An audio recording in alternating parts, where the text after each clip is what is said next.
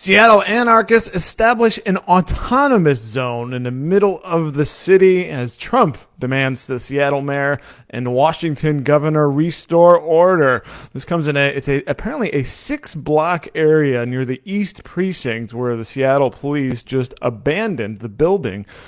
They just left. I think there's some reports of shredding paper or something like that. And by the way, Dave here from Informed American, thanks for joining me. So the police abandoned this East Precinct and the protesters stayed. And they brought over these barricades and cordoned off a 6-block area. They're calling it the Capitol Hill Autonomous Zone, or CHAZ, as they're calling it.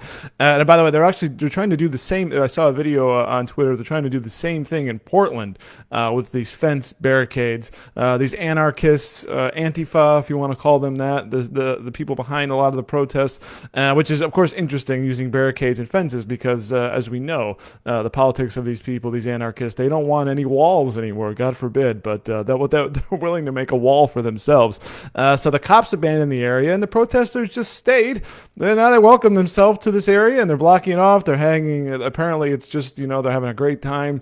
They're watching movies or something. And by the way, one of the organizers, there's a tweet from an organizer who I was following this. I believe this caught my eye. Here we are, Thursday. This would have been late Tuesday night, I believe. And I just kind of kept my eye on it. I'm like, this has got to end, right? And it hasn't. And the president spoke about it today. But you might get a laugh out of this. She says, alert number 2, the homeless people we invited took away all the food in the Capitol Hill Autonomous Zone. We need more food to keep the area operational. Please, if possible, bring vegan meat substitutes, fruits, oats, soy products, etc. Anything to help us eat. Now, this is funny on 2 levels here. One, you just let anybody in. The homeless come and they take your food. I mean, what did you think was going to happen? And excuse me, number 2. What's with the vegan meat substitutes? I mean, you wouldn't accept a hamburger if somebody brought it along? So it kind of cracks me up. And it is funny, but it's funny to see this, what they imagine to be some sort of a utopia, which will inevitably turn into crap.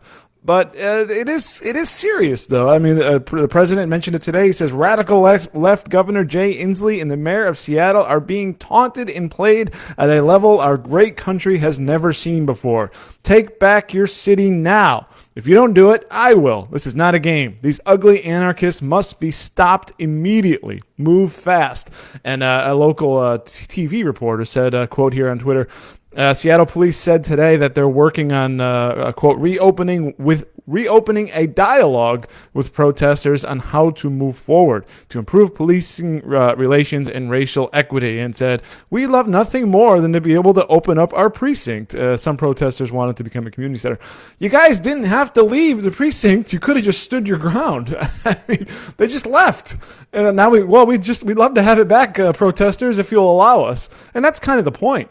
And I think more in this, you might have a laugh at these idiots, playing at having their own country or something like that. But I think this is a really interesting, and this what you're seeing here, this autonomous zone, and it allowed to sit there for a couple days, and who knows how long. I mean, they claim they're not moving, and the cops are like, oh, we'd really like our precinct back, guys, that kind of a thing.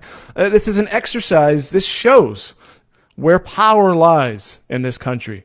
And conservative-minded folks don't think about this enough. Power is about who can dictate from one person to another what they can do. Power is also about who can get away with things. And we're seeing this right now. Now, these people, these anarchists, they're claiming that they're fighting the system. They're claiming that they're fighting some oppressive thing, some oppressive system. But you know what? And you know this, the system supports them.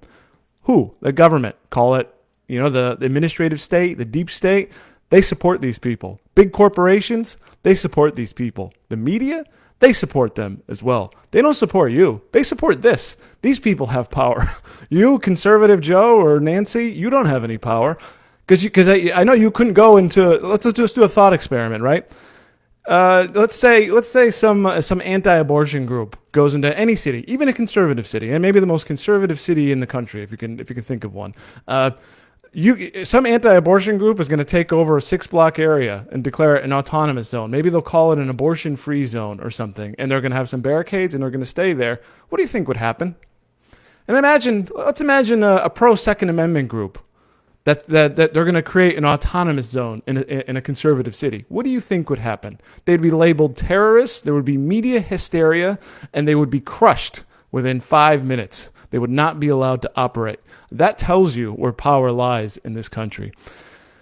It's really, I think this is a really important point to consider. These people, these anarchists who claim they're fighting an oppressive system, are not fighting the oppressive system. In fact, the system, they're basically the enforcers of the system. They're out there on the streets. They're allowed to run wild and do what they want. And if you wanted to do the same thing for some non-approved reason, like the two examples I gave, anti-abortion, something like that, what we can maybe consider conservative things, Second Amendment rights, no way. You would be crushed, destroyed, labeled a terrorist, sent in jail for the rest of your life. These people, we're going to have a nice little negotiation, and maybe if the protesters are nice enough, they'll give back the police precinct. I really wanted to make that point. I think it's really important to think about where power lies in this country.